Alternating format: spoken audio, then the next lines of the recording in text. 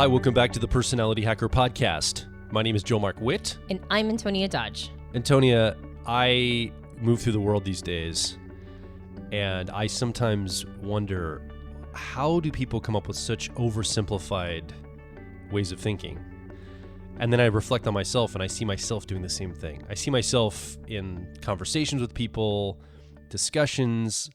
I see myself falling back onto old habits, bad ways of thinking sometimes, and keep thinking to myself, there's got to be better ways to communicate, to both be understood and to be persuasive to others. So I thought today what we could do is have a conversation around some of the conversations you and I have been having offline around great communication skills. And in a world that seems more divisive, more confusing every day, how can we as humans think about communicating in a better way, a better fashion, so we can know more about each other and connect with other people around the ideas that we have? Yeah, bridge some of these terrible misunderstandings and or terrible philosophical differences. I agree. And I fear sometimes that I also get caught up in sloppy thinking.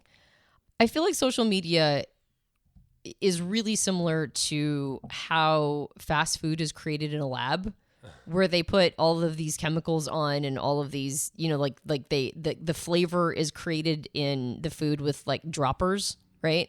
Yeah. And they'll call things like perfumes, for orange juice, the packet that goes into quote unquote fresh squeezed orange juice is a flavoring packet called a perfume packet. And that's why quote unquote fresh squeezed orange juice always tastes the same when it comes from a very specific company, because they basically pull all the flavor out of it and then they reintroduce the flavor later after they've squeezed this juice.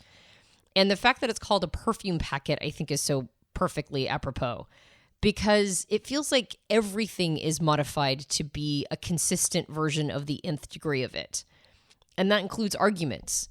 I feel like social media puts flavor in with droppers and packets. It's like they've studied in a lab ways to create an effect out of humans. And that means all of these arguments and all these quote unquote conversations. I'm using the phrase quote unquote a lot, aren't I?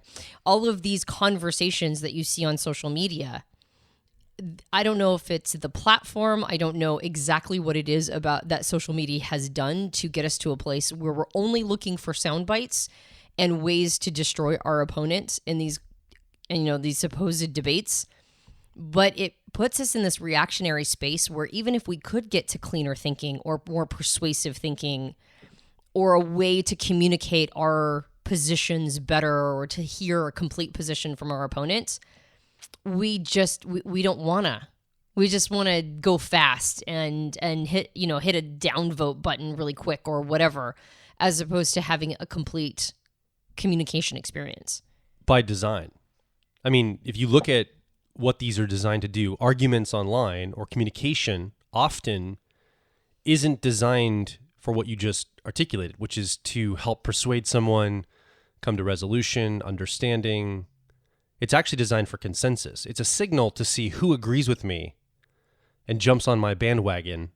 And that's why it's soundbite level. These are whistles, right? These are sound triggers to say, this is what I believe, now sync up with that, right? And so it keeps it really simple and surface to allow the most majority of people to sync up with it. Mm. And there's also this weird idea that has gotten infested in society. And maybe it's not completely weird, it's just weird to me when I think about it.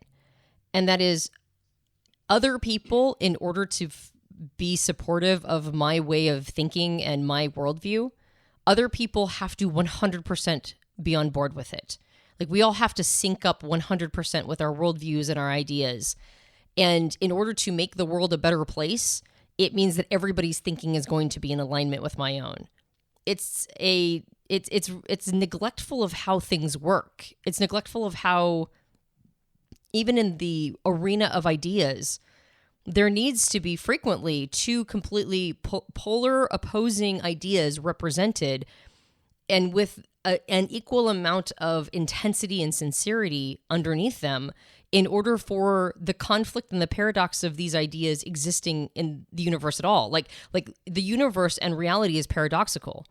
And so in order to have the importance of the paradox, two sides of these paradoxes both being equally true, if not antithetical to each other, you need to have people representing both of these sides simultaneously at the same time with an equal amount of emotion and passion.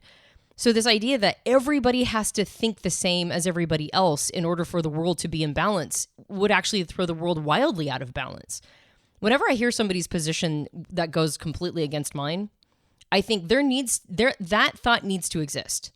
And it's my job to figure out why that thought needs to exist, especially if I find it very difficult for me to swallow. Like if it's a very difficult position for me to sympathize with or to get inside the mind space of somebody who feels that way, I always, my first thought is this exists for a reason and I've got to figure out why. What purpose does this thought serve? What is the position that is being represented in a universe of paradoxes? Why does this have to exist? And so to me, when I hear a position that goes 180 degrees away from the position that I hold, to me, it's an opportunity. Now, not initially. I have been, I would argue, brainwashed just like, I mean, it feels like all my contemporaries and the world of anybody who's on social media platforms, we've all dutifully been brainwashed into believing that if somebody disagrees with us, then we need to get emotionally triggered by that and that we need to explain to them why they're wrong. And I don't think that I'm any different than anybody else who has been on social media for well over a decade now. And if you're not on social media, good on you, because you might have actually avoided this form of brainwashing. So there's a sentiment you and I oftentimes say, we call it giving ourselves a minute to be human, which is an emotional response or a triggered response we get when anything around us happens that's unpleasant or reminds us of something that we don't really want to be reminded of. We get a minute to be human. And I think when I post-process those minutes to be human, when I read something online, maybe an article title or a snippet of something somebody said that I would say is a dangerous thought, right? Let's just pretend thoughts can be dangerous and say it's a dangerous thought. After my minute to be human, I almost always revisit that and realize just how manipulated I was. I was completely manipulated into taking a definitive and emotional position instantaneously. I feel like somebody put a perfume packet in it to create a response. I feel like somebody made the flavor of that article headline with a dropper, right? And they got the exact response that they were looking for. And so this is supposed to be our sea of ideas. These are the people who are our curators of information. These are the people who give us and dispense information that help us understand how reality works. And they're doing it in a way that does not encourage anything more than a soundbite and doesn't encourage us to listen to a person's complete thought in order to understand why it must exist, like what utility that position holds. Why does that in the sea in a universe of paradoxes? Why does that thing need to be represented and not just my side of the argument needs to be represented? Simplicity is one of the goals here. When we're in the realm of ideas, the world is more complex every day. And the more complex the world gets, the more simplicity we want to introduce. We want to reduce the complexity of all of these things. So if we can get down to sound bites and basic concepts, and we can lock those things in, that allows us to move forward. Like, can you imagine if in social media right now, we had endless debates around whether murder was wrong or not? Like, I mean, there are some corners of the internet that people are having this discussion and maybe more nuanced, like the flavor of murder based on, whatever modifications they want to add in. Like if it's in war, is it okay to kill somebody during war? Things like this. So but we don't really have real world debates around murder as humans. Most of us have been brainwashed into the idea that murder is wrong. Most of us have been brainwashed, and I think that's a correct brainwashing, that it's wrong to take someone else's life. So we don't go over that over and over again. We simplify it. We say that's already been decided. We've assumed this. It's in the can. We don't need to endlessly debate this idea. Yeah, maybe that idea should exist that murder's okay. We don't want to ever eradicate it because if we do, we might be missing something. But we don't represent it in a way where we continually talk about it and refine it. And so I think there's an argument that there's some stuff that's just been handled, Antonia. When you say this dangerous idea needs to be represented, It's like, well, okay, but like the genocide of an entire people group, do we really need to represent that idea in the world? Can we just say, hey, that one's been looked at. We've collectively decided as humanity that we don't want to go back there. And so we're not going to keep revisiting this idea over and over again. Now, I just escalated that pretty to an extreme example, but that's the principle here I think a lot of people are pushing back with. Right. Well, you're right. When it comes to things like genocide, that's not most political platforms arguing in behalf of genocide. So, but I would say that basically what you're stating proves the point, which is that when we've established some things, like you said, the concept of taking life, you said in the word murder, but murder in Krzyzewski's E-prime language, murder would be a subset of taking life. And so then the question of taking life, well, does that show up in public discourse? And I would say that the concept of taking life shows up all over the place. It doesn't show up in, is it okay for somebody to mow down people with a gun arbitrarily? I would argue that everybody except for the person holding the gun is pretty much on board with that person not having a right to do it. And so the collective outcry from every other person except for the gunman indicates that one is not, that's not an idea that we bandy around because, like you said, we've been brainwashed into believing it's wrong. Or take the weapon out of it, someone using like a vehicle to drive through a crowd of people. Right. Everybody except for the person who chose to take that action is on board with them should not be allowed to take that action. And so it's not really an argument. Murder is not usually an argument. Murder is a foregone conclusion. And of course, when we use the phrase brainwashed into believing that, brainwashed to a lot of people is a triggering term to indicate that somebody has given you ideas and implanted ideas in your mind against your will. And we do mean that on a radical level. Like, against our will as children, we were brainwashed into believing all sorts of things about how society does and should work. And a lot of them are for our betterment. You can see a person who's been raised to not value human life, and it usually ends up going off the rails. They've not been brainwashed into this. And so a good amount of brainwashing for society is very appropriate for whatever cultural time that individual is living in. And so, the phrase that I call up every time I think about this is Robert Anton Wilson's phrase, the easiest way to be brainwashed is to be born. All of us are brainwashed. And then it takes the rest of our lives to figure out if the brainwashing that was put inside of us is the one that we want. Like, do I want these ideas that were given to me? Do I want to make the assumptions that were, placed upon me or inculcated into my mind?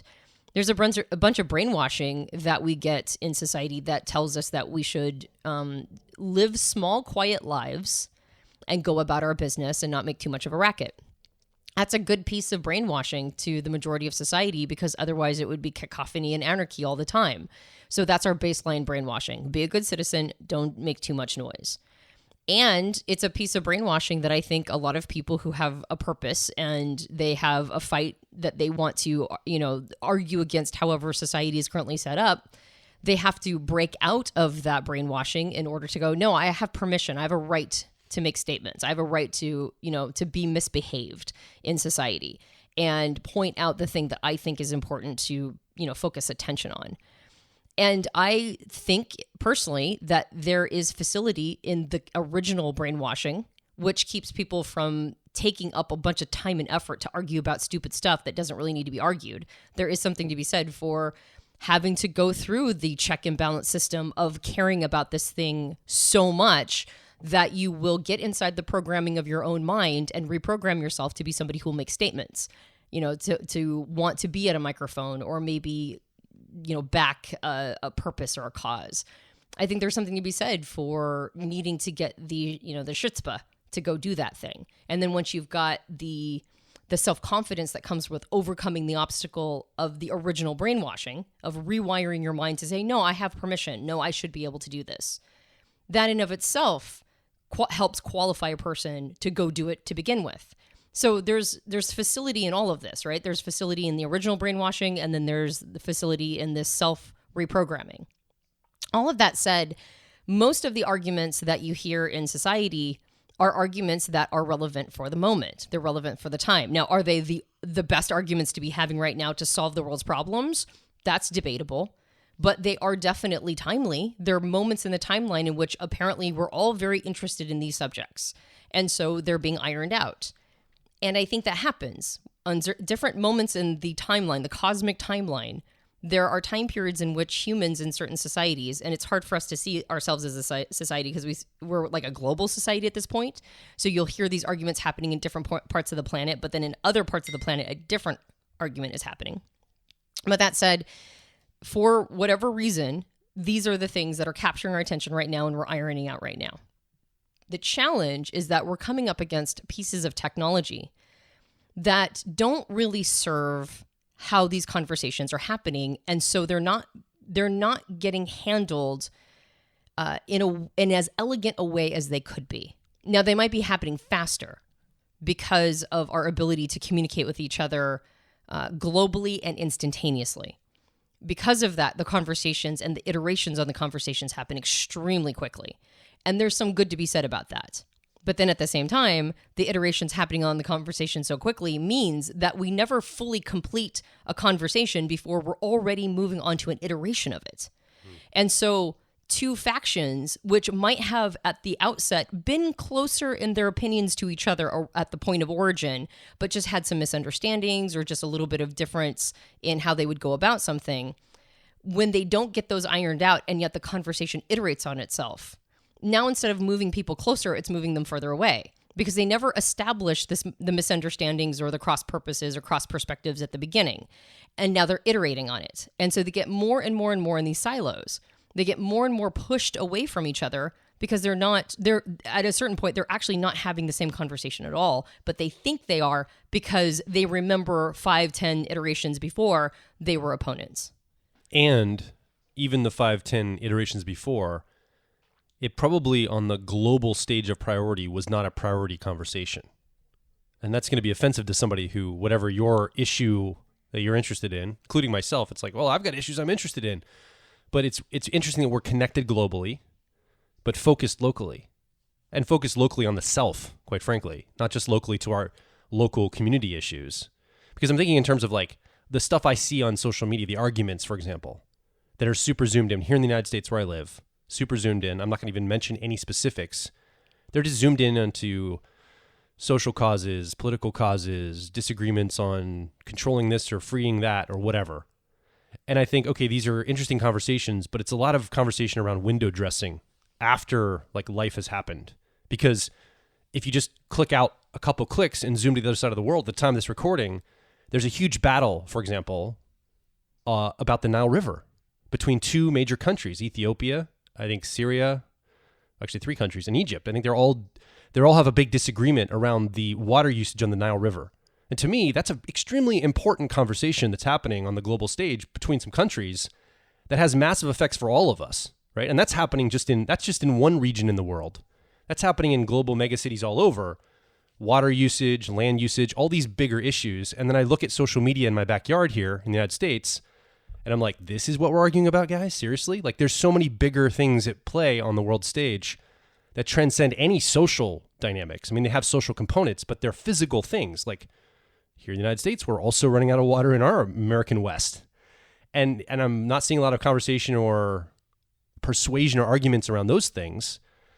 It's an interesting experience to have people arguing and focused in on the things that are clearly important and priority, but man, there's like so much other stuff to also talk about. Well, and people get real salty when you say stuff like that because the assumption is, well, not the assumption.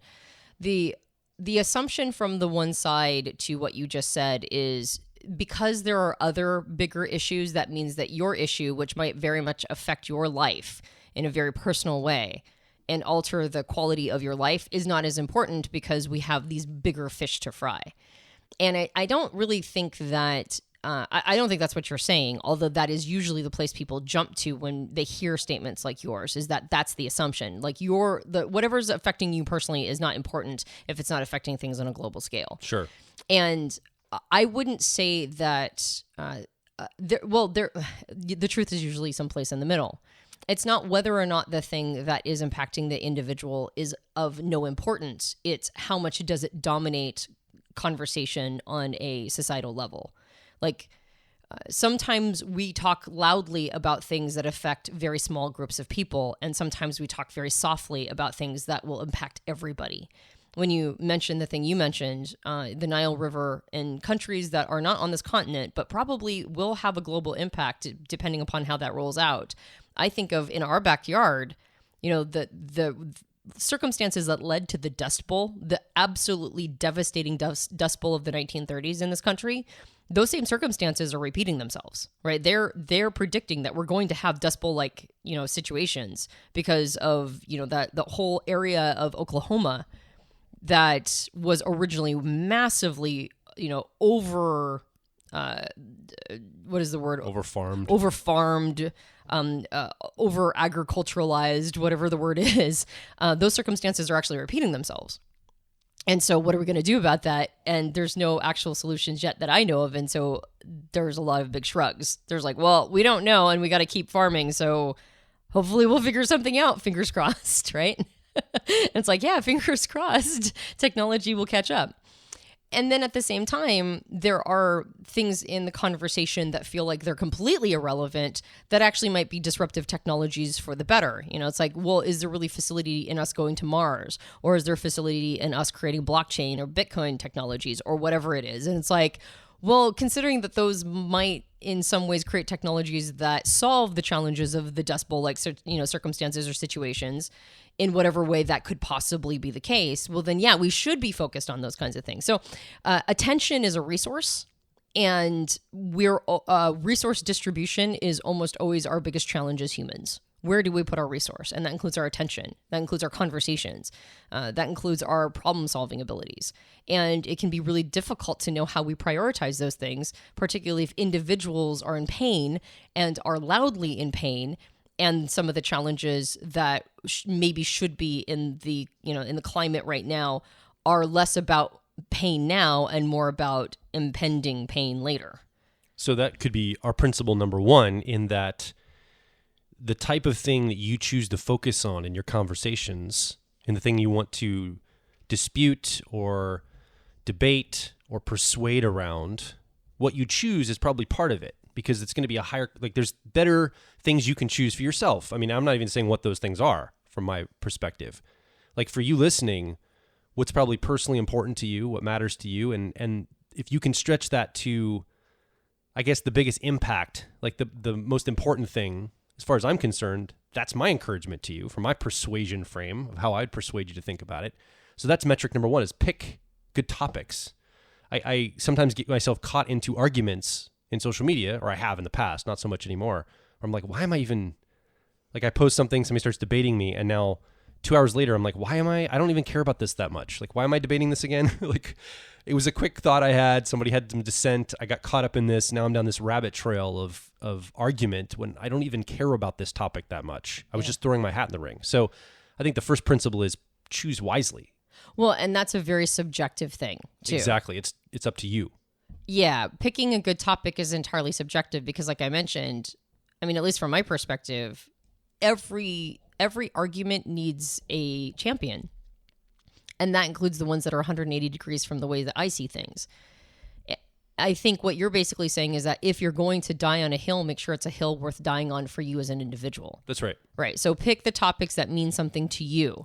And that could be something that appears to be very frivolous to another person, but you are a champion of this perspective. And so it means something to you. So you do throw your hat in the ring around that thing. It doesn't just mean a hill you'll die on. It means that you care enough to be invested in hearing alternative perspectives, maybe even changing your opinion about it, because you actually have something you're not just trying to win an idealized argument. You genuinely care about this enough to actually find real world results. And those might lead you into places that you didn't expect. We were listening to somebody who was deeply invested in green technologies, and we were listening to a TED Talk about this with this person. They were talking about just how much they were invested in this, but the more they went down the road, the solutions they thought they were going to go for, after being invested in this area and having conversations with people and trying to persuade others, they themselves were persuaded to alter how they viewed sustainable energy and moving forward. And this is the kind of thing I'm talking about. It's like that you're really showing up with a genuineness of solution finding. When you pick a topic you care about, that means you will persuade others, but you will also be open to being persuaded yourself. And I think that's really critical and important. That is a beautiful, beautiful statement, I think.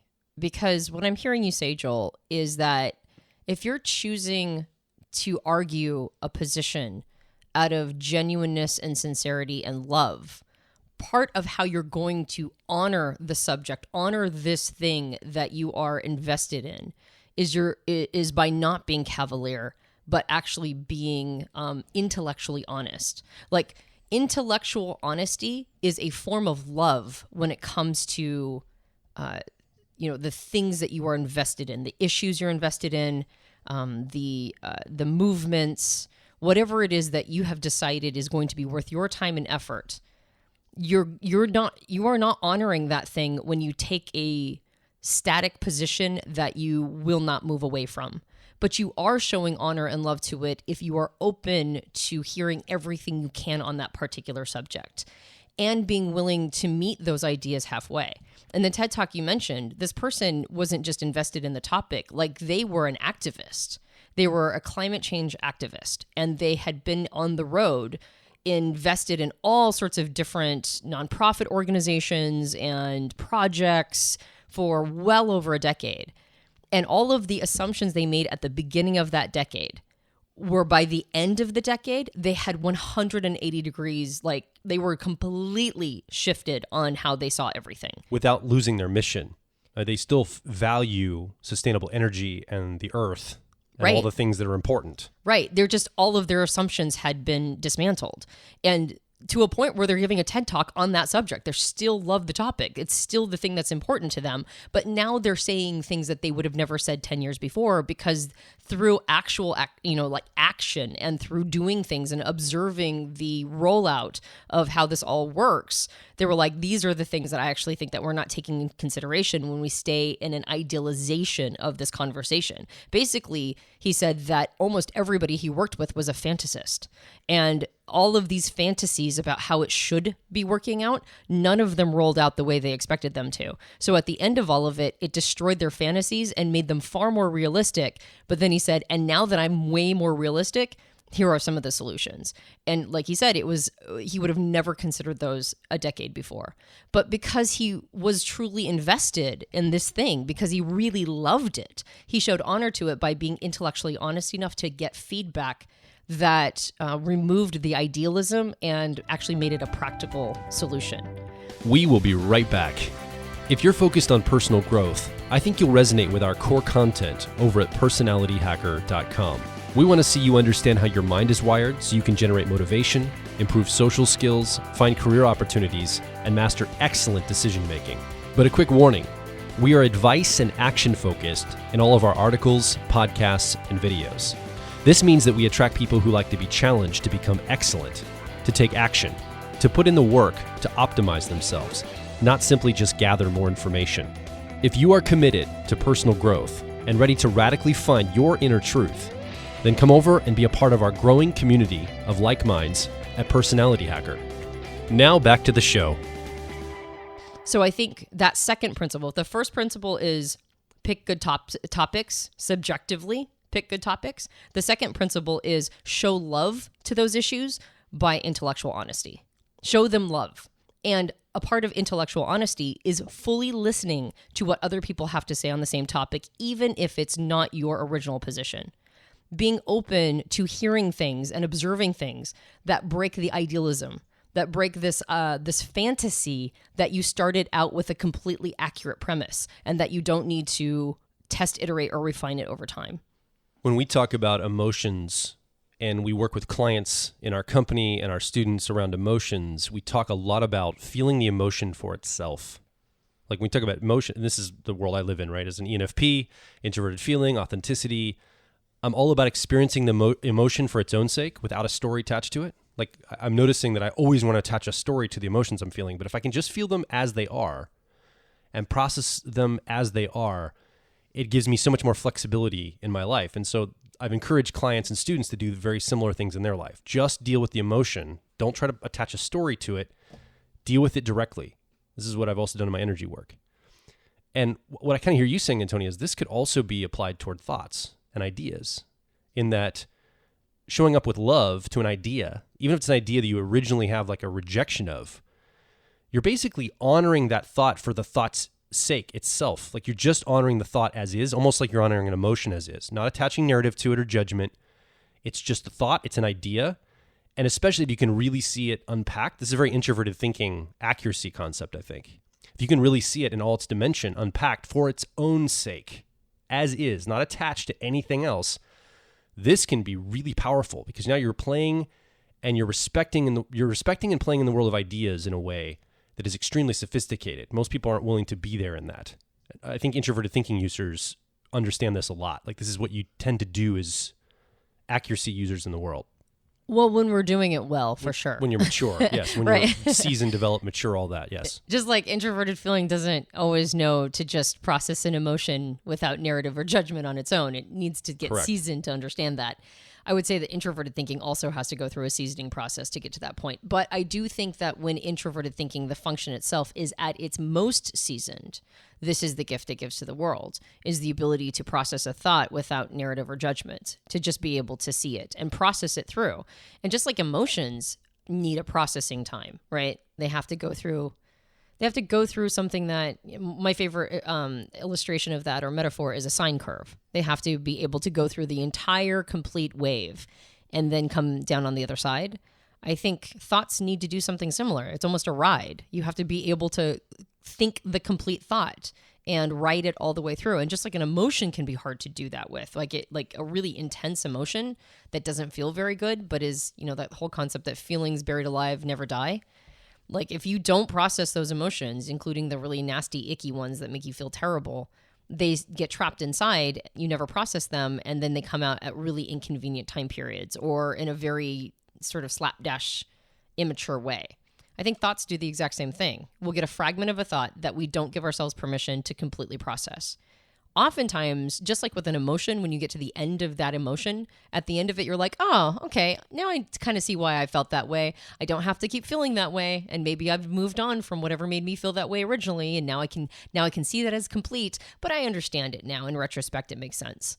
And the same thing can happen with a thought, including a thought that is considered by society unacceptable. These unacceptable thoughts, if we don't allow ourselves to fully process them. Now, processing is different than what's the word? Harboring. No. Yeah, accepting, but also harboring. Like there are certain thoughts that we can get attached to and we can start protecting them and feeding into them. And I'm not saying that, just like the corollary would be an emotion, like maybe somebody who's in a bad emotional state, but they learn to get off on it a little bit and they keep themselves there and maybe they're still trying to figure something out inside of it, but then the thought or the emotion itself becomes the thing. We can do that with thoughts too. And I'm not talking about that. I'm not talking about feeding bad thoughts. But I am talking about exploring a thought to its conclusion, allowing yourself, particularly the ones that are considered the unacceptable thoughts by society. You don't have to share them necessarily, just like you don't have to share your emotions. But there is facility in going and in exploring that thought to its conclusion, because oftentimes as you go through the complete sine curve of the thought, when you get to the other side, you go, oh, well, that doesn't make any sense. I can see why I thought it originally. I can see why I had that inside of me, but now that I see it, I was coming from a really kind of a dark place back then, or maybe I didn't have the best information, and that's why I thought that thought. And man, I'm really glad I explored it, because now I can let it go and get rid of it and no longer have that thought haunting me, as opposed to having it, sort of get trapped inside and then show up later at really terrible times when you say the wrong thing to the wrong person and now you're labeled as something unacceptable to society because you have this unacceptable thought that you never fully processed. So I do see thoughts very similar to emotions in that way. I do think that we need to give space for all of these thoughts to be able to do a complete cycle on them to get to the other side. And I think we've talked about this in podcasts on introverted thinking in the past, and why the world needs introverted thinking is, I think it helps with that kind of processing. So you and I have been in a lot of conversation. I want to go through, after these first two principles, there's some actual specifics I've seen you, Antonia, employ in your communication strategies with people that has really changed your persuasion and your responses with people. Like I think you get better responses from people when you employ this. And I've started to adopt some of these ideas as well, being modeled by you and how you approach conversation, which I love. Would you be willing to work us through some of that as we unpack more of these concepts? Yeah. Well, I think that there are some really powerful tools that can be found in rhetoric, the principles of rhetoric and the principles of philosophy. I don't see them being talked about almost anywhere except for in the realms of philosophy and psychology and debate. Like they're sort of captured in these realms that most people don't venture into because they're so stodgy and uninteresting to the overwhelming majority of the population. It's no wonder that they get sort of lost in these corners of the internet. But I think on top of that, we are oversaturated in the opposite of these principles. You know, like I talk about social media, but I would say that traditional media is maybe even worse about this. You know, like there's like this crazy, unhealthy symbiotic relationship between traditional media and social media, where traditional media makes this really super intentionally evocative headline. And now it's social media's job to, you know, you turn it into a rabbit virus and just reproduce it a bajillion times over so that people get triggered around this headline over and over and over again. And again, it feels like it's being done with droppers, right? It feels like it's being constructed in a lab or in perfume packets that are intended to evoke a specific response. And it's being codified in meme form. Yes, In other words, it's no longer like a headline and an article about information. Every news article, everything that comes out now is tied to larger meme structures. Like it's bigger groupings of memes. And there's this ongoing conversation in the ether that usually an article or a headline taps into an assumptive nature. In other words, I would argue that in the past, when you read articles in the news media, you could take them in isolation with no context because the article itself was self-evident or self-descriptive. Now you kind of have to know what's going on in the world to make sense of a lot of the things coming out from the media because they tap into larger memes. They assume you're keeping up on the conversation. And this is the quote, daily gossip, headline, etc., whatever, boom, out there. And you have to almost have context to make sense of it. Yeah. And the how do I say this? You know, like sometimes demand outpaces the need, and sometimes the need outpasses, or the supply and demand. Sometimes supply outpaces demand, and demand outpaces supply. And the challenge with, I think, media is that there is an assumption that we have extremely high demand, but actually we don't. We don't have super high demand for media. Media has created its own giant where it has self-anointed its own industry to be nothing but constant and perpetual supply, regardless of if there's any demand around it. And so because we're saturated in supply, the assumption is there's a demand there, but I don't actually think there is. I think we'd be perfectly fine if there would be, in the old modernist time, people got their paper delivered in the morning and it was done, right? And you'd watch the evening news and it was, oh, okay, that's what happened today and it's done. But ever since there was a 24/7 news cycle, like with news channels in the 90s, there's this 24/7 news cycle that effectively means that in the past there was a phrase that was called a slow news day. And you could tell a slow news day because now out comes salacious headlines, or it's more gossipy around what's happening with, like politicians or whatever. Or there would be these touching, stories about kittens caught in trees or whatever, but you could tell it was a slow news day because they're struggling to invent something that's interesting. But now that it's 24/7 and there needs to be something newsworthy at literally every second of every day is a slow news day. It means like literally everything you're reading is an aggrandizement and an amping up of what is basically sort of mundane reality. or spread out reality. Or, yeah, You report on diffused. every single shark attack in the world on the same day. Man, 40 people got attacked by sharks today. Yeah, over the entire planet. Right. Right. Over the whole year. Yeah, over the whole, like, whatever. Like, it's an aggregate. It sounds like these huge numbers. Yeah, and I bet 40 is even a high number. I don't know. But yes, exactly. It's like, and so... The water's too dangerous to go into. Shark attacks are everywhere. It's like, not really. It's an epidemic of shark attacks. It's like, kind of. Maybe not so much. I don't know.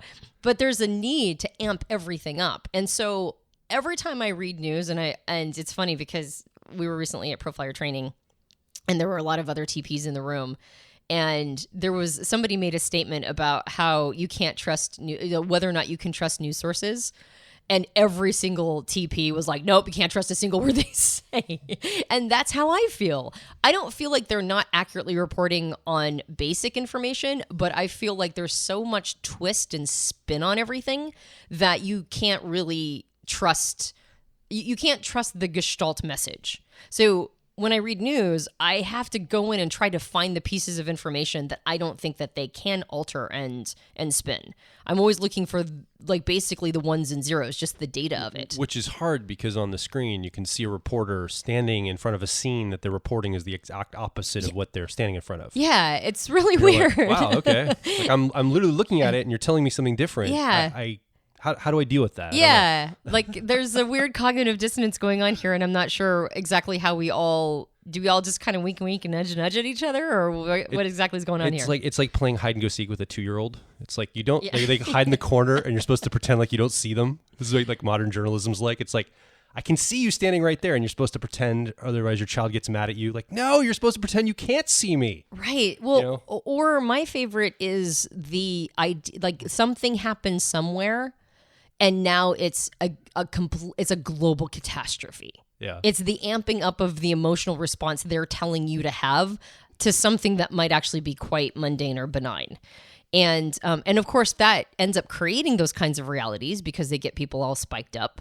And then it's not that they're reporting on the news. Now they are trying to create the news. Now they're trying to, drum up all these heightened emotions to keep the cycle going that there will be news tomorrow. And I don't think it's responsible to ever try to be the creators of news if you are the anchors. I think that there's a conflict of interest there. But that said, because we're saturated in this way of thinking all the time, and it's almost impossible to get out of, you basically have to 100% disconnect to not be just bombarded with this style of thinking, that I think you have to go on the offense. If you're going to be a clean thinker, if you're going to be somebody who is able to reason through and show honor and love to the things that mean something to you that are fundamentally ideas, like issues or projects or, something that you're an activist around. If you're going to actually show that thing love, there's 2 levels here. There's the first one of the principles we were talking about, which is don't get triggered by everything. Choose your topics, subjectively well, and show carefulness and genuineness on these topics. I think in order to do those things, we have to aggressively fight the style of thinking, like sort of the undercurrent way that we even have relationships to ideas. We need to be aggressive in our attack back against the attempts to soften our minds and the attempts to make us sloppier thinkers so that we're much easier to manipulate in media messages. We basically have to shore up our brains and create ways of building these muscles. We can't be the weenie on the beach that gets sand kicked in its face, brain wise. We have to be the hyper muscled stud that can fight off any of these attacks. This reminds me of the idea that if you don't have a plan for your life, someone else does. Right? Like everybody that doesn't plan their life or have a movement for your life, someone's planning your life. You're part of someone else's story or plan if you're not part of your own. And it makes me think in terms of that's around like action and doing something. But I think the same thing happens with belief and thought. If you're not thinking your own thoughts, you're thinking somebody else's. Like, we're all thinking each other's thoughts all the time. Again, we talk about this idea of being brainwashed. Like, I was brainwashed into the English language just by nature of where I was born and the language my parents used. Like, that's it, my culture.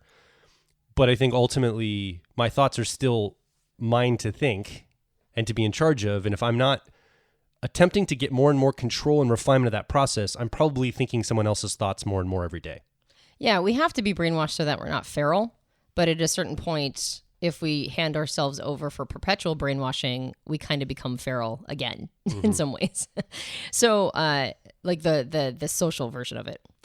So if I would say that for me, one of the most powerful tools that I have taken on and used is Steelmanning. And I've talked about Steelmanning in other podcasts a little bit, but I want to really throw Steelmanning some love and explain why it's such a powerful reframe or such a powerful way to come at the world that actively fights off these attempts to soften our minds, to make us way more susceptible to erroneous logic, and particularly to this terrible, again, my dia virus, that all we have to do is convince ourselves that we're the good guys and that we have good intent and other people have bad intent and they're the bad guys. And so everything I say is right and everything they say is wrong.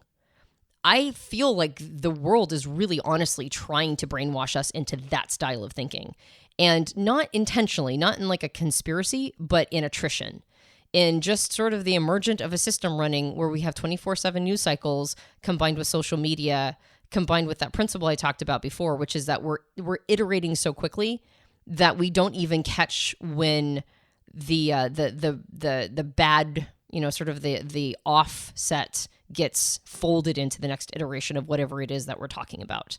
So to me, Steelmanning needs a lot of love and attention, and I want to try to introduce it to at least our audience, you, the listener, in case you haven't heard this principle or really gone down the rabbit's hole of this, to explain why this might be one of the trim tabs or one of the first lily pads on the road to becoming a far more careful and thoughtful person, like making sure that your arguments are very thoughtful, clean sliced, and also you become more persuasive.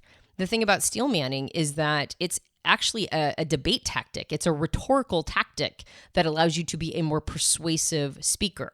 Now, not all the time. If you're thrown into a context where you have 30 seconds to state your position and then you have no other time and your entire audience doesn't care what you have to say because they're against you, or they don't care what you have to say because they're for you, and that's just their empirical state, right? Then this is not going to be helpful at all. The times you want to use this, in my opinion, is when you're coming up with your own thoughts. You want to use this tactic not just to persuade others that they're right or wrong, but rather to reinforce to yourself that you're being a careful thinker around all of this. And so to me, Steelmanning is a tool I use for myself. And then I find that the delightful runoff is that I also get to be more persuasive to other people. So Steelmanning is the antithesis. It's the photo negative of a straw man. And a lot of people have heard the phrase straw man because this is something that gets thrown around in online arguments. They'll say, oh, you're just straw manning me, or don't straw man. And sometimes people are using it accurately and sometimes they're not. So I see this as just something that people use defensively. They're just using a straw man of my argument. And it's like, well, they may or may not be doing that. But in case you are not as familiar with straw mannings are arguments that distort your opposition's stance or argument in order to make it easier to attack. So the person who uses a straw man pretends to attack their opponent's position, while in reality, they're just actually attacking a distorted version of that position, which their opponent may not actually support. So you're distorting your opponent's argument in order to tear it down easily, which you basically have turned their argument into a straw man, something that's very easy to tear apart. And that's what a straw man is. So there's a really great website called Effectivology. It's spelled EFFECTIVIOLOGY.com, Effectivology. And he focuses, or she, or whoever runs the website, focuses on philosophy and on psychology. And they have this really great little series of articles on strawmans and steelmans and things that are related to it. So I recommend going and checking it out. But they say a great example of a strawman is if someone says, I think we should give better study guides to students. A person using a strawman might reply by saying, I think that your idea is bad because we shouldn't just give out easy A's to everyone. Well, that's the kind of argument we see all the time. It's an assumption of what the person was saying, or it's like a distortion of what a person was saying, assuming intent and throwing onto them a position that they didn't necessarily take, but is easy to argue against. Any onlooker would agree with the statement that the person doing the straw man made. So it's distorting what that person has to say, so that audience, any audience that you have is going to automatically take your position. Well, I think it's a key distinction there too, is the straw man is often not used to persuade or talk to someone directly. It's assuming an audience. It's assuming that you're actually talking to a third party, and this is a way to ensure your opponent, quote unquote, doesn't have a good idea that lands with the people listening. You're cutting it off at the pass. Right, exactly. Or just to roll over the top of them, to make a statement that supposedly, particularly if you're in a position of authority or power, if somebody brings something to you and you strawman them, you got the final word anyway, and you technically made a statement against what they said, but they're going to go away feeling very dissatisfied. They're going to go away feeling misrepresented, which is what strawmans always do. They make the other person feel highly misrepresented, and it feels like a cheap shot. And it's because it is a cheap shot. That's what strawmans are. And they're everywhere. Like, you can't go into any debate setting, any setting where people have multiple different perspectives represented without stepping on a straw man. They're all over the place. And so in some ways, we are more educated to think in straw man tactics than we are in any other more sophisticated way of arguing. We are societally brainwashed into straw manning. And so I think it's really important to understand what a straw man is in order to watch ourselves do it, because we're doing it all the time. I know I do it. And it's a matter of observing when I've done it and realized, oh, I wasn't actually being intellectually honest there. I was very much distorting that person's perspective in order to make it easier for me to feel like I gained a victory on my side. So there's also different types of straw man arguments. There's the original straw man, which distorts a person's argument in order to make it easier to go after and to argue against. But there's also a form of straw man called hollow man. And a hollow man is inventing a weak, fictitious position and attributing it to a vaguely defined group who supposedly represents it. So you can see when people hollow man, because they'll maybe you're arguing your position, and then they'll say something that you didn't say, right? They're like, well, that won't work because maybe you're arguing that everybody should get higher quality materials, like the whole student thing. People should get better materials when they're studying for a test. And the other person argues, well, it's not going to work out if we just, pass out participation trophies to everybody. And you might say, well, I wasn't talking about passing out participation trophies. I was just talking about having better resources. And the individual will say, well, there's a bunch of people who think we should be passing out participation trophies, right? Like that's how all these moms are raising their kids. They're all raising their kids to want participation trophies. Well, obviously we've taken the conversation from where it originally was, which is resources for children, and we've moved it all the way over to now a gripe a person has about how a segment of the demographic is raising their children. So that would be a hollow man. It's taking an argument, it's distorting whatever the original topic was, it's distorting it into some sort of generalized position, and then applying it to a people group or a demographic that isn't even there. And so now we've way moved the mile marker of the conversation to a place where it's almost like in a fantasy land. And that's hollow manning arguments. And then another form of straw manning is called iron manning.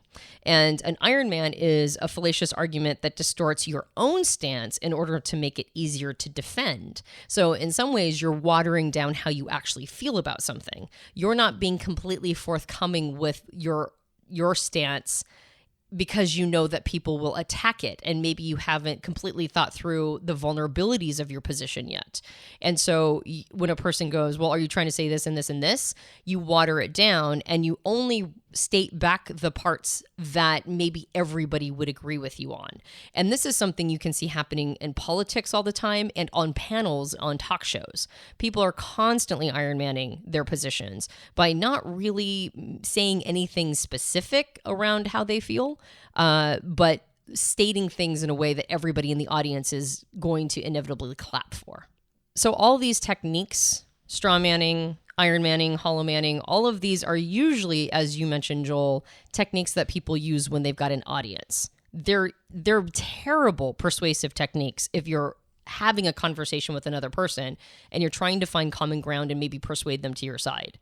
They're usually only in audience situations or when a person doesn't have their ideas ironed out enough to be able to support them, to account for the intellectual vulnerabilities that are woven in them, or just don't want to, they think they'll look dumb if they acknowledge that anything that they think is maybe not 100% empirically right, or that they haven't completely thought it through and they're still playing around with some of these ideas, or if they're very emotionally attached to their position, particularly if it is part of their relationship with the people in their lives, like maybe a religious position or a political position that, their friend group is very much a part of. Usually when a person doesn't want to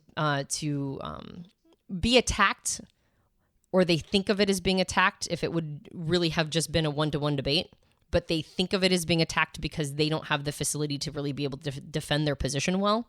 Even if there's not an audience, a person will oftentimes use one of these three tactics in order to squirm their way out. And you can see these kinds of things because weasel words come up like, well, people say blah, blah, blah, blah, blah, or, well, I never said that. I was actually saying, and then you completely water down your position or whatever. It's either a technique to gain audience sympathy, or it's a technique to worm your way out of an argument or a debate that you have found yourself in, but aren't fully equipped to be able to truly support. I find myself doing these things when I feel very insecure in a conversation as well. When I don't feel secure in my own position, I'm like, well, I need the external reasons or diminish somebody else's side in order to feel secure about my own stance on things. And so it's been a lot of like self-development and work for me to not employ these techniques because these are our natural go-to tools and we see them everywhere. It's hard to not fall into this, right? And then you got a group of people there. Maybe you've got a few people that agree with you. They throw out one of these arguments and you're like, yeah, I want to support that because they're more in agreement with me. So I'll even I would not do this myself, but someone else is doing it almost on my behalf or the behalf of the cause or the idea I like. So I'm going to go ahead and support this. So just be mindful of that too. I think we all have a tendency to do this behavior as well. Yeah. I think what's important to also remember that because we tend to strawman, we're taught to strawman or hollow man or Iron Man. We're like taught to do that by our society. There is a need for some generosity of intent when you're in a situation where you've discovered yourself strawman, but I think even more so when you're in a conversation where somebody else is strawmanning, they might not be doing it to undercut you intentionally. They might not be using a strawman technique because they're trying to get your goat or they're trying to find your vulnerabilities. It might be that they don't even know that they are strawmanning. This might be the only debate tactic that they have ever seen play out, or hollow manning or Iron Manning or whatever. They might not actually know not to do it, or they may not have caught themselves doing it in that one situation. And so there's another principle here called the principle of charity, which is another rhetorical principle in philosophy, which helps account for the times that we do this unintentionally. The principle of charity is, or it's also called charitable interpretation. It requires interpreting a speaker's statements in the most rational way possible. And in case of any argument, considering its best, strongest possible interpretation, meaning that you meet people halfway or even sometimes all the way to them. Having a charitable interpretation of what they are attempting to do in the conversation and not making the assumption that they're doing this in order to get your goat or to catch you. And so I think the principle of charity is really important also in modern day rhetoric because the withholding of that charity is also why we tend to spiral out of control and have our, us versus them arguments online all the time. I really appreciate you, Antonia. I think you do this really well.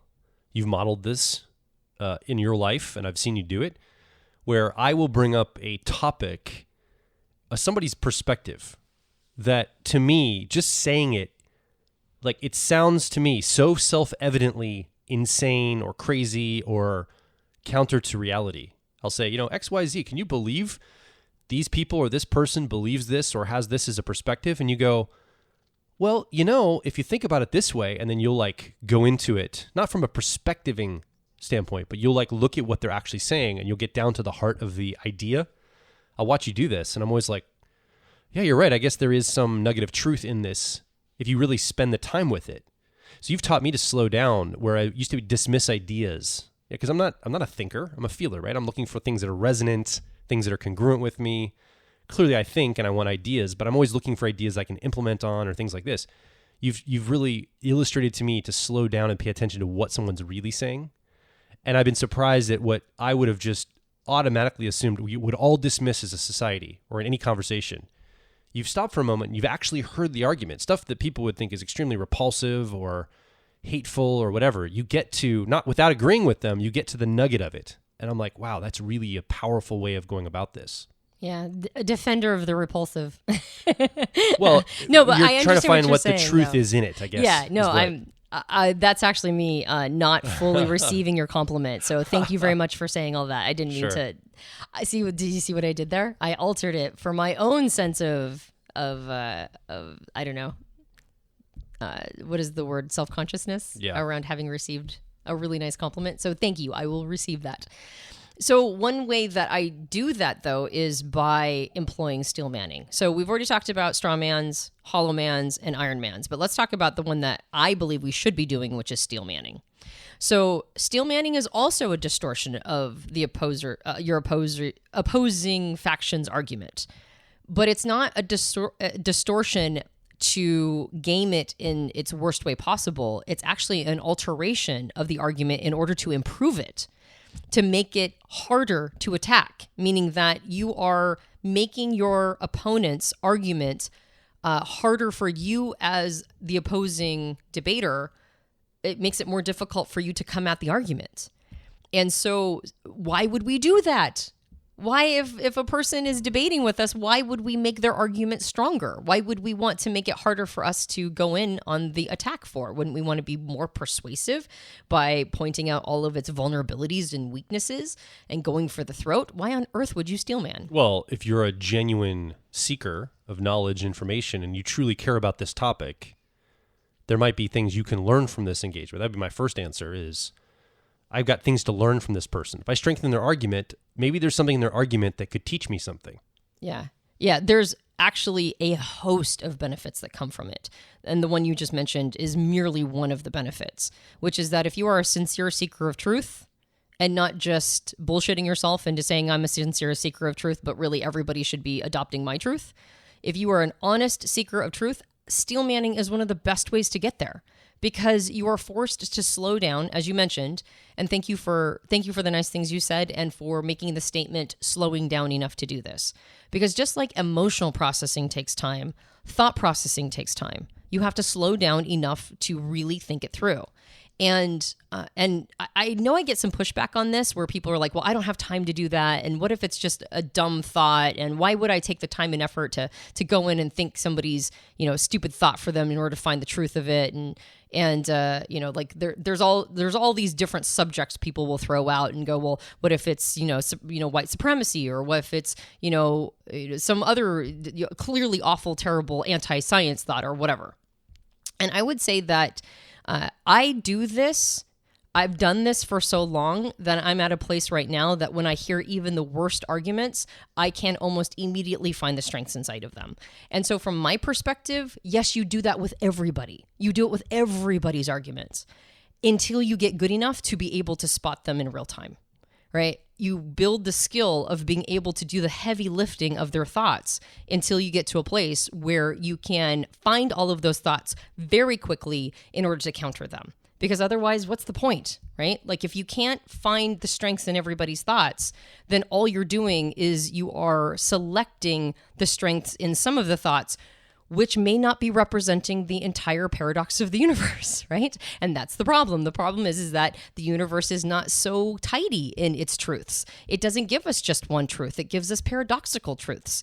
And sure, you can just choose one side of the aisle if you want to and be the representative of that piece. And then you can't, but I would argue you can't be hostile to the person who's representing the other side of the paradox because you're not taking the time and effort to be the person who's representing both sides. So if you want the right to be able to loudly shout about the truth and the one side of the paradox that you think is the important one to represent, then you can't be hostile to the person who's representing the other side of the paradox. They have as much right to represent their side of the paradox as you have to represent your side. And that's just how paradoxes work. So unless you're going to take the time and effort to bridge the two sides, then you're going to have to make peace for the people who you think are terribly obnoxious to exist at the same time as you. It's just how reality works. I say. It's just how reality works. It's just how reality works. You heard it here first. I very rarely make those kind of statements either. I very rarely, quote unquote, represent reality. So when I make those kind of statements, I have to feel it very deep inside my bones. All right. So, and you don't have to agree. You can be on the other side that goes, no, single point perspectives are the only way that reality works. And you know what? I got to make space for you because I think I'm right. And I got to make space for you thinking you're right.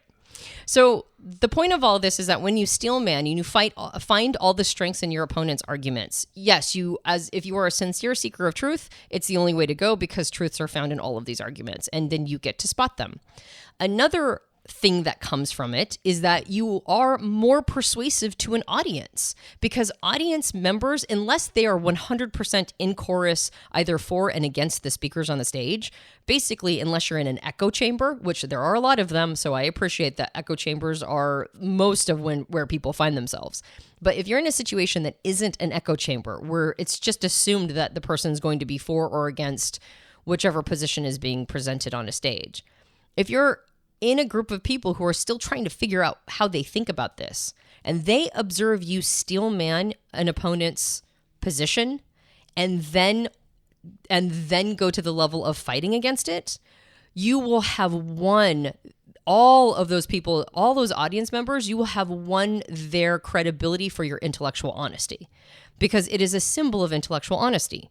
To be willing to strengthen an opponent's argument is something that only people who are really secure in their position do. And that gets transmitted without speaking, right? It is a symbol. You're modeling what it looks like to be intellectually secure. They would have to be secure in their position of the argument itself and secure in their position of being able to articulate a counter to it once they steelman as well. Because exactly. I could see a dynamic where you have limited space or time.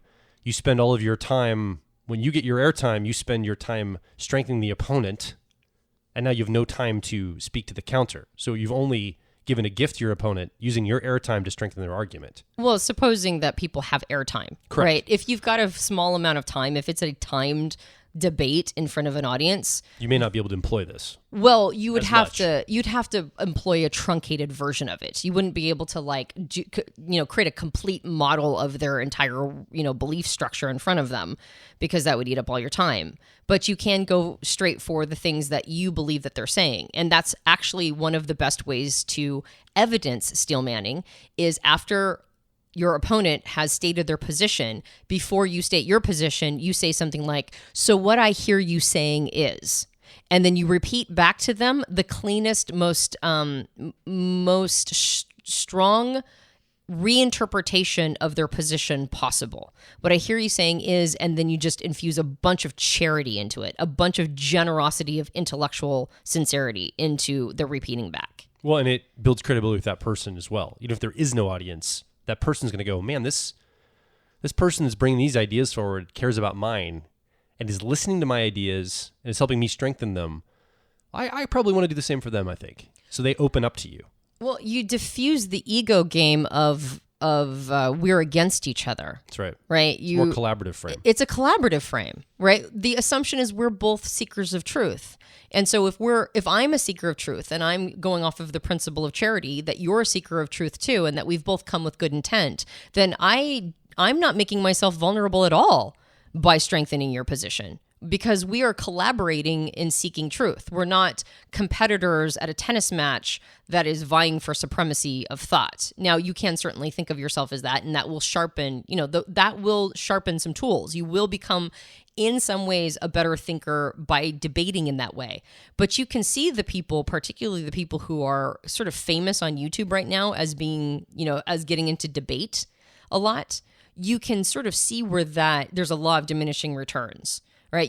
I can almost hear the moment when one of those people enters a place of extreme bias that they won't reevaluate the bias on. And then it's almost like they get childish in those moments. They go on the attack, they make, some cheap shot. They get like sort of weirdly emotional or angry or aggressive or frustrated or whatever. Humor. Yeah, or they use humor, right, to deflect against the idea that they actually they don't have a well-formed idea around this.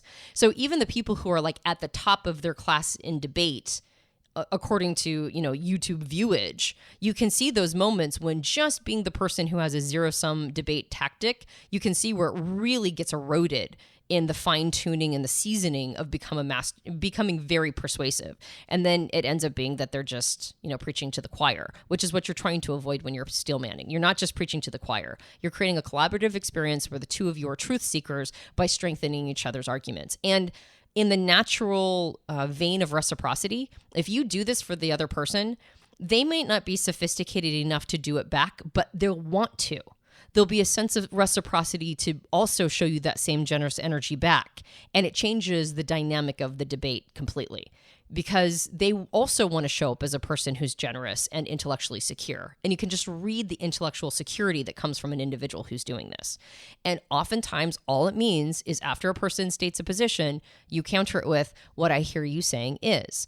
And this also comes along with something called Rapoport's rules, which is effectively how to compose a successful critical commentary. And the number one rule is you should attempt to re-express your target's position so clearly, vividly, and fairly that your target says, thanks, I wish I'd thought of putting it that way. So if your goal is to not just articulate the strongest parts of their argument, but re-articulate it in a way in which they rest into your expression of it, you did it better than they could. Now, there's a marketing principle that we've learned that says if you can communicate a person's problems better than they can, they unconsciously ascribe to you the solution. If you can communicate your quote-unquote opponent's worldview or belief structure or thought better than they can, they unconsciously ascribe to you almost like an omnipotence, almost like you are the person who has a much better lay of the land than they do, because you're on the other side of this argument and yet you understand their position so clearly that you can communicate and express it better than they can. You must be seeing something they're not seeing. So the second part of Rapoport's rules on composing a successful critical commentary after, re-expressing your opponent's position clearly, vividly, and fairly to a point where they say, oh, I wish I'd thought of that. The second rule is that you should list any points of agreement, especially if they're not matters of general or widespread agreement, meaning find a nuanced agreement that that might actually surprise the individual and be sincere and honest about it. When you're Steelmanning somebody else's position, you should find points of agreement. You should find things that make complete and total sense to you and go, you know what, I actually agree with you on this point. I know that not a lot of people agree, or there are some people that very much disagree with this point, but even as a person who isn't, who's taking 180 degrees or whatever, or different perspective than you, I'm with you on this particular thing. That builds so much goodwill, right? And it's an acknowledgement that you think that your opponent has good things to say, that they are in a position of reasonableness. And of course, that is very softening to them. Not to go in for the kill later, but to be in more of a cooperative stance. The two of you are both seekers of truth. And so if you're both seekers of truth, acknowledge when you believe that the other person has discovered it and found it. And the third rule is that you should mention anything you've learned from your target. So if the second one is listing points of agreement, the third one is being humble enough to say that as I was Steelmanning your position, I learned a bunch of stuff that I had never considered before because those truths couldn't be found from the position I was taking. And so thank you very much for teaching me this.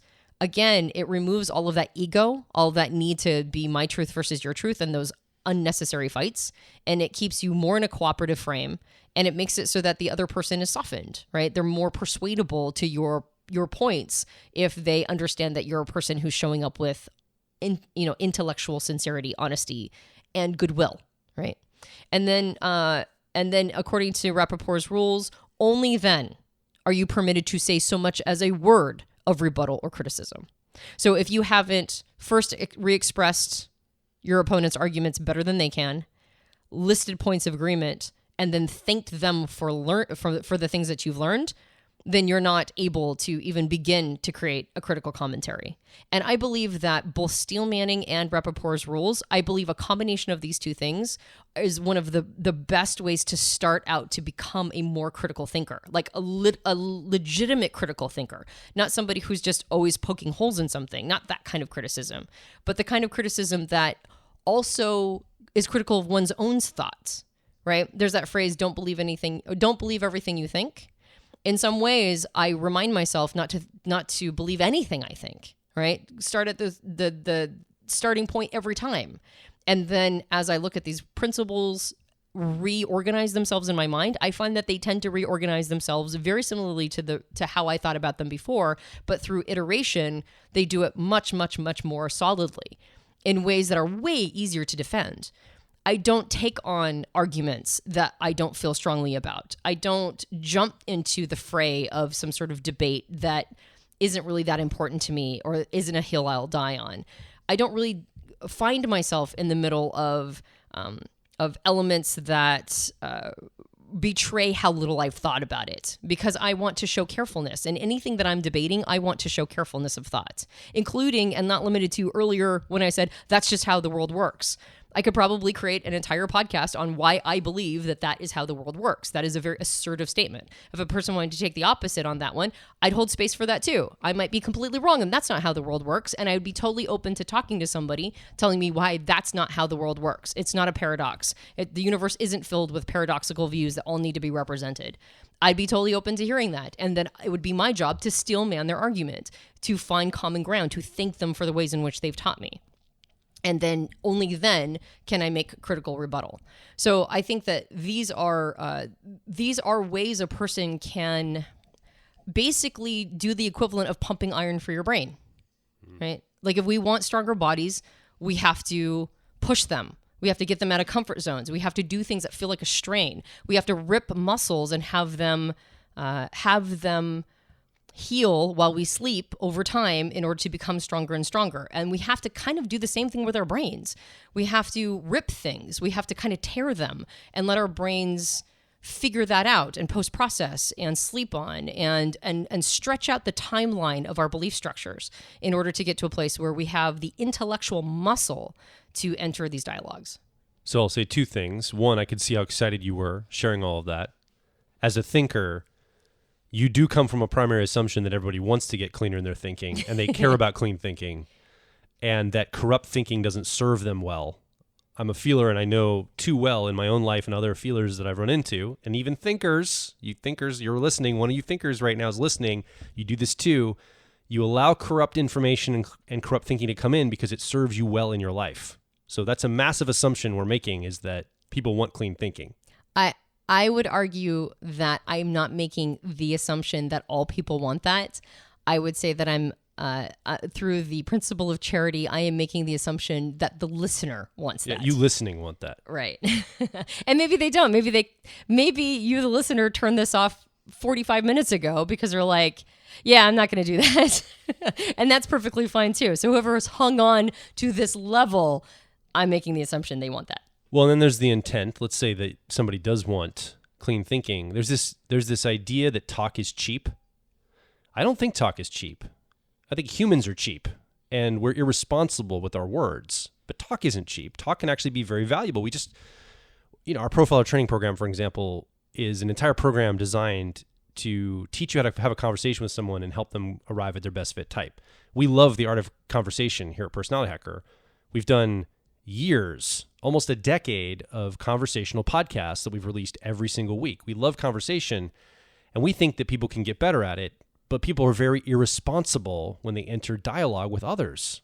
I mean, can you imagine if we drove vehicles the way we enter conversations on social media or in the world? Like, you get in your car, you drive it halfway to the store, and you're like, yeah, I want to abandon this. So you just pull over to the side of the road and get out of the car and walk away.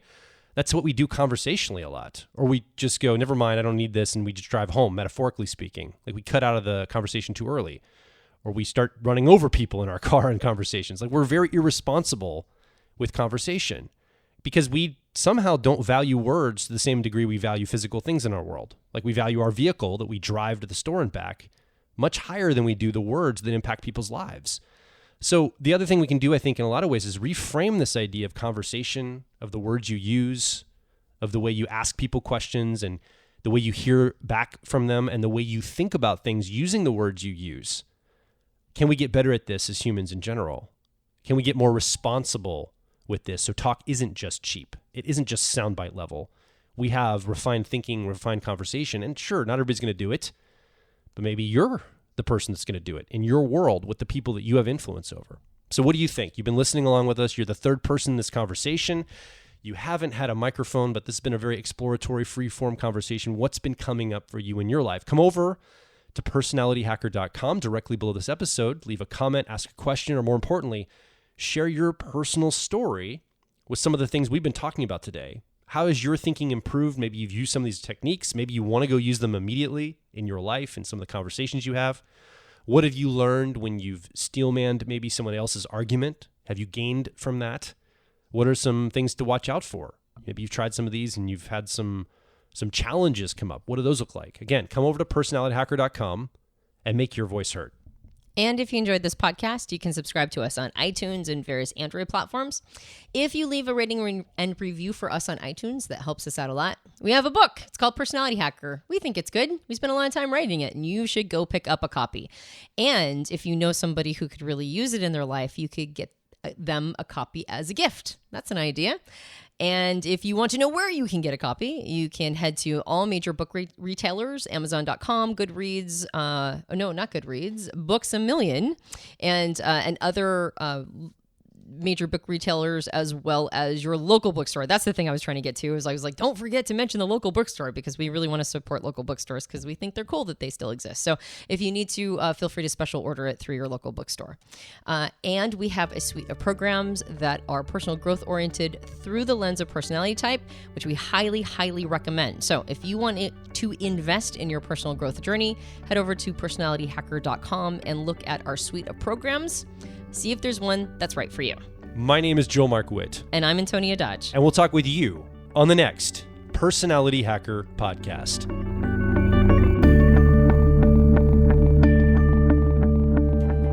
If you're focused on personal growth, I think you'll resonate with our core content over at personalityhacker.com. We want to see you understand how your mind is wired so you can generate motivation, improve social skills, find career opportunities, and master excellent decision making. But a quick warning, we are advice and action focused in all of our articles, podcasts, and videos. This means that we attract people who like to be challenged to become excellent, to take action, to put in the work to optimize themselves, not simply just gather more information. If you are committed to personal growth and ready to radically find your inner truth, then come over and be a part of our growing community of like minds at Personality Hacker.